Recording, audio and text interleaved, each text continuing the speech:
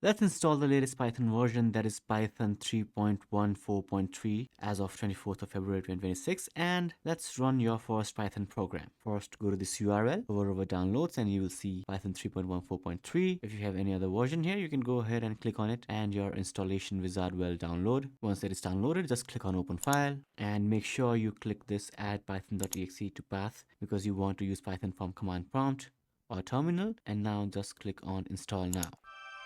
Once the installation is complete, you will see this message, setup was successful. Now you can close this, close your browser, press your Windows key and type Python, and you will see the latest Python version, Python 3.14. Just click on it and you can try out any Python commands here. Here you will see the latest Python version that we just installed, and you can just try out Python commands as you want, okay? And you can play around, do stuff that you want.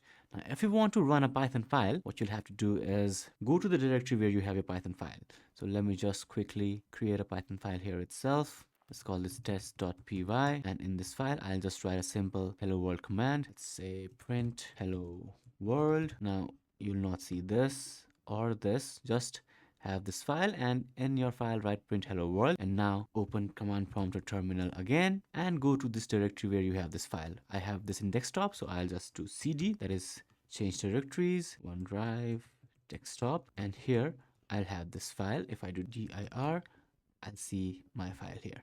Now once you are in the same directory where you have your Python file, just do python test.py or your file name, hit enter, and as you can see, the Python code is executed. If you have any questions, let me know in the comments below.